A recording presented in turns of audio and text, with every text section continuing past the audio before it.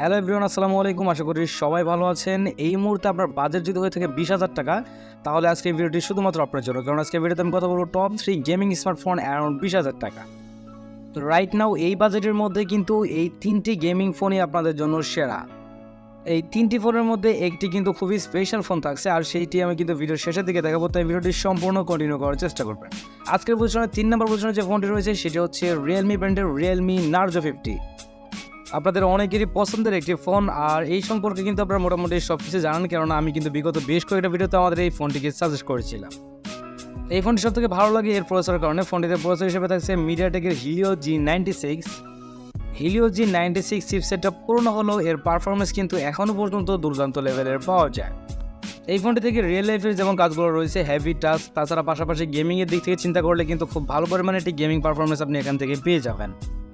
বর্তমানে যে জনপ্রিয় গেমিংগুলো রয়েছে, যেমন ফ্রি ফায়ার, পাবজির মতো গেমগুলোই কিন্তু আপনি ইজিলি এই ফোনটিতে হ্যান্ডেল করতে পারবেন, সেই ক্ষেত্রে কিন্তু কোনো প্রকার প্যারা খাবেন না।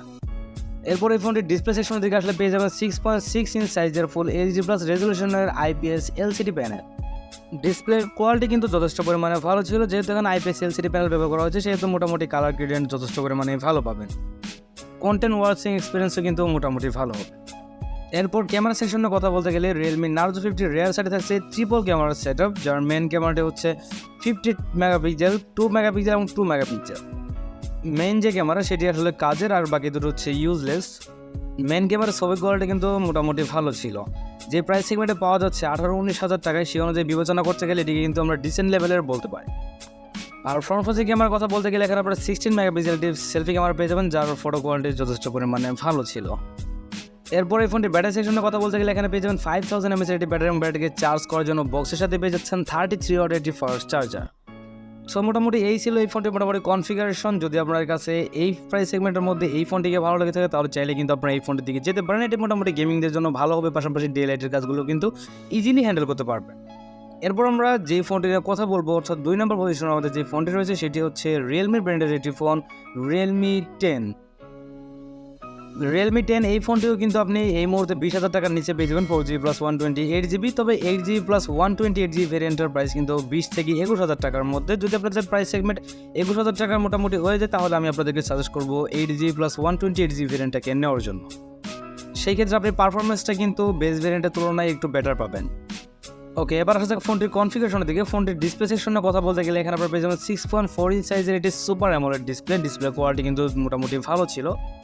এখান থেকে কিন্তু আপনারা বেশ ভালো কালার রিপ্রেজেন্টেশন পাবেন, অর্থাৎ আপনাদের মাল্টিমিডিয়া ওয়াচিং এক্সপিরিয়েন্স যথেষ্ট পরিমাণে ভালো হবে। ডিসপ্লে প্রোটেকশনের কথা বলতে গেলে এখানে ব্যবহার করা হয়েছে কর্নিং গোরিলা গ্লাস 5 এর প্রোটেকশন, যেটা কিন্তু এই ফোনটির একটি প্লাস পয়েন্ট। চিন বা ভেদালিরার কথা বলতে গেলে চিন বা ভেদালিরা মোটামুটি ভালো ছিল, তবে লোয়ার যে চিনটা সেটা আর একটু ন্যারো থাকলে আমার মনে হয় ভালো হতো। এরপর আসা যাক ফোনটির ক্যামেরা সেকশনের দিকে। ফোনটির রেয়ার সাইডে পেয়ে যাবেন ডুয়েল ক্যামেরা সেটআপ, তবে এখানে কিন্তু কোনো প্রকার আল্ট্রাওয়াইড সেন্সর ব্যবহার করা হয়নি। যদি এখানে একটি আল্ট্রাওয়াইড সেন্সর থাকতো, তাহলে আমার মনে হয় ফটো কোয়ালিটি একটু বেটার হতো। প্রাইমারি ক্যামেরা তোলা ফটো কোয়ালিটি আমার কাছে মোটামুটি ভালো লেগেছে, তবে এর থেকে বেটার হওয়া উচিত ছিল। এই ফোনের যে সেলফি ক্যামেরা সেটি কিন্তু ডিসেন্ট লেভেলের ছিল।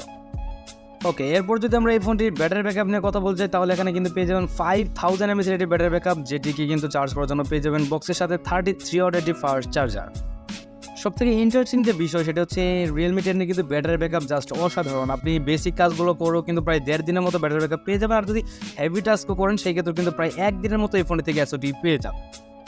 এরপর এই ফোনটির প্রসেসর সেকশনের দিকে আসলে আপনারা পেয়ে যাবেন মিডিয়াটেক হিলিওর G96 প্রসেসর, যেটা মূলত 6 ন্যানোমিটার আর্কিটেকচার তৈরি করে একটি অক্টাকোর প্রসেসর, মালে G57MC2 এর GPU।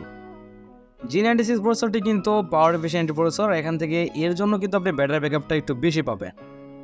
আর পারফরমেন্সের কথা বলতে গেলে এই চিপসেটের পারফরমেন্স কিন্তু এক কথায় অসাধারণ। 20,000 টাকা প্রাইস সেগমেন্টের মধ্যে এরকম একটা পারফরমেন্সের ফোন পাওয়া খুবই টাফ। শুধুমাত্র 20,000 নয়, যদি আমি 20,000 টাকার উপরের ফোনগুলোর সাথে এই ফোনটিকে কম্পেয়ার করি, তাহলে সেই ক্ষেত্রে আমি বলতে পারি আপনি এই ফোনটি নিয়ে সন্তুষ্ট থাকতে পারবেন। তাই হেভি ইউজ প্লাস গেমিং এই দুটো কিন্তু এই ফোনটিতে আপনি খুব সহজেই স্মুথলি করতে পারেন। তবে এখানে একটা কথা আমি আপনাদেরকে জানিয়ে রাখি, হেভি ইউজ করা মানে যে একদম টপ লেন্স পারফরমেন্সটা পাবেন সেরকম কিন্তু না। আপনার প্রাইস সেগমেন্টটা দেখতে হবে, এটাও শুধুমাত্র 20,000 টাকার আশেপাশে আপনি পাচ্ছেন। ওই অনুযায়ী আপনার যতটুকু পারফরমেন্স প্রয়োজন সেটি কিন্তু এটি দিতে পারবে। আশা করি বিষয়টা আপনাদের জন্য ক্লিয়ার। এরপর আপনি যদি এই ফোনটি দেশের বাজার পাবেন দুটি ভেরিয়েন্টে, 4GB প্লাস 64GB এবং 8GB plus 128GB। Operating system হিসাবে এখানে পেয়ে যাবেন অ্যান্ড্রয়েড 12 এবং এর ব্যাকএন্ডে থাকছে রিয়েলমি UI 3.0। রিয়েলমি 10-এর ভালো দিকের পাশাপাশি কিছু উইক পয়েন্ট রয়েছে, সেগুলোর মধ্যে সবথেকে প্রথম যেটা নিয়ে বলবো সেটা হচ্ছে এই ফোনটিতে কোনো প্রকার আল্ট্রা ওয়াইড সেন্সর দেওয়া হয়নি, যেটি দিলে আমার মনে হয় ভালো হতো। আর দ্বিতীয় সেটা হচ্ছে এখানে সাইড মাউন্টার ফিঙ্গারপ্রিন্টের পরিবর্তে যদি ইন ডিসপ্লে ফিঙ্গারপ্রিন্টটা দেওয়া যেত তাহলে ভালো। তবে এই দুটো বিষয় কিন্তু খুব বেশি এটা ম্যাটার করে না। যদি আপনাদের কাছে এই দুটো বিষয় আপনি মানে নিতে পারেন সেই ক্ষেত্রে কিন্তু এই ফোনটি আপনার জন্য বেস্ট চয়েস হতে পারে। তবে আমি আবারও বলছি, যদি আপনি টপনেস পারফরমেন্স পেতে চান বা খুব বেশি গেমিং করতে চান সেই ক্ষেত্রে আমি অবশ্যই সাজেস্ট করবো 8GB প্লাস 128GB ভেরিয়েন্টটাকে নেওয়ার জন্য। আর মোটামুটি হালকা পাতলা গেমিংয়ের জন্য কিন্তু আপনি 4GB প্লাস 64GB ভেরিয়েন্টটা নিতে পারেন। এরপর আমরা যে ফোনটি নিয়ে কথা বলবো আজকে আমাদের সেরা ফোন, সেটা হচ্ছে ইনফিনিক্সের ইনফিনিক্স নোট 30। ইনফিনিক্স কিন্তু নোট 30 সিরিজের ফোনগুলোকে বাংলাদেশে রিলিজ করে দিয়েছে, তাই আমরা আজকের ভিডিওতে এই প্রাইস সেগমেন্টের মধ্যে এই ফোনটিকে নিয়ে একটু টুকটাক কথা বলার চেষ্টা করব। নোট 30 এই ফোনটির কনফিগারেশন কিন্তু এই প্রাইস সেগমেন্টের তুলনায় অনেক ভালো। বর্তমানে সব কিছুর দাম যেভাবে বেড়েছে সেই অনুযায়ী কিন্তু এই ফোনটির দাম যতটুকু রাখা হয়েছে আর যেই টপনেন্সের যে পারফরমেন্সগুলো দেওয়া হয়েছে সেই অনুযায়ী কিন্তু এটিকে অ্যাপ্রিসিয়েট করা যায়। ইনফিনিক্সের এই ফোনটিতে আপনারা পেয়ে যাবেন 6.78 ইঞ্চের একটি IPS LCD প্যানেল, যেটা মূলত ফুল HD প্লাসের, আর এখানে পেয়ে যাবেন 120 হার্জের রিফ্রেশ রেট। IPS LCD প্যানেলের কালার কোয়ালিটি কিন্তু যথেষ্ট পরিমাণে ভালো, আর পিক্সেল ডেনসিটি হচ্ছে 396। ডিসপ্লে কোয়ালিটি ভালো, এখানে কিন্তু তারা কোনো প্রকার প্রোটেকশন দেয়নি, যেটা তাদের দেওয়া উচিত ছিল। এরপর এই ফোনটির ক্যামেরা সেকশন থেকে আসলে পেয়ে যাবেন রিয়ার সাইডে ট্রিপল ক্যামেরা সেটআপ, যার মেইন ক্যামেরা হচ্ছে 64 মেগাপিক্সেলের আর বাকি দুটো হচ্ছে ইউজলেস ক্যামেরা। আর এর যে ফ্রন্ট ফেসিং ক্যামেরা সেটা হচ্ছে 16 মেগাপিক্সেলের, যার ফটো কোয়ালিটি মোটামুটি ডিসেন্ট লেভেলের পেয়েছি। এই ফোনটির ফটো কোয়ালিটি আমার কাছে মোটামুটি ভালো লেগেছে, আর বিশেষ করে এর যে রিয়ার সাইড ক্যামেরা সেটিতে কিন্তু ফটো কোয়ালিটি মোটামুটি ডিসেন্ট লেভেলের পাওয়া গিয়েছে। এরপর যদি আমরা এই ফোনটির ব্যাটারি সেকশন নিয়ে কথা বলছি তাহলে আপনারা এখানে পেয়ে যাবেন 5000 mAh ব্যাটারি, যেটিকে চার্জ করার জন্য 45 ওয়াটের একটি ফাস্ট চার্জার বক্সের সাথেই পেয়ে যাবেন। এই ফোনটি সব থেকে যে দিকটা আমার কাছে ভালো লেগেছে সেটা হচ্ছে এই ফোনটিতে কিন্তু আপনি চার্জ করার জন্য পেয়ে যাবেন 45 ওয়াটের চার্জার, যেটা কিন্তু এই প্রাইস সেগমেন্টের মধ্যে কোনো ফোনই আপনাকে প্রোভাইড করবে না। এরপর ব্যাটারি ব্যাকআপের কথা বলতে গেলে ফোনটিতে কিন্তু আপনি বেসিক ইউজে 1.5 দিনের মতো প্লাস ব্যাটারি ব্যাকআপ পেয়ে যাবেন। যদি আপনি খুব বেশি গেমিং করেন সেক্ষেত্রে প্রায় 6 থেকে 10 ঘন্টার মতো ব্যাটারি ব্যাকআপ পেয়ে যান। ব্যাটারি ব্যাকআপ বেশি থাকার সব থেকে মূল কারণ হচ্ছে এই ফোনটির জাতীয় চিপসেট 6 নানোমিটার আর্কিটেকচার তৈরি করে একটি অক্টাকোর প্রসেসরের চিপসেট, মিডিয়াটেকের একটি জাতীয় chipset MediaTek Helio G99। মিডিয়াটেকের G99 এই চিপসেটিতে কিন্তু এই বছর শেষের দিকেও আমরা বেশ কয়েকটা ফোনকে লঞ্চ হতে দেখবো, অলরেডি প্রায় লঞ্চ হতে শুরু করে দিয়েছে।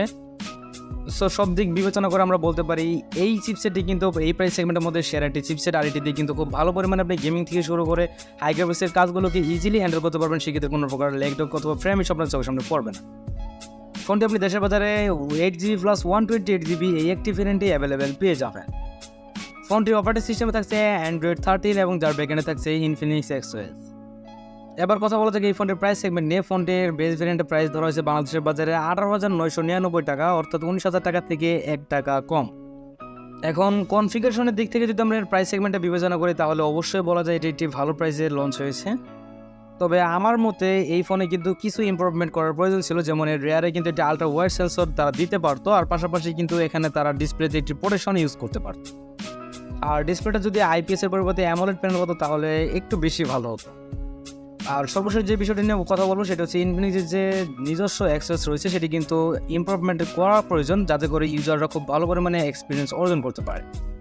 এই ছিল ইনফিনিক্স নোট 30 মোটামুটি কনফিগারেশন। যে এখন যদি আপনাদের কাছে এই ফোনটি ভালো লাগে তাহলে চাইলে কিন্তু আপনারা এই ফোনটির দিকে যেতে পারেন। আশা করি আমার মতে এই ফোনটি আপনাদের জন্য বেস্ট হবে এই প্রাইস সেগমেন্টের মধ্যে।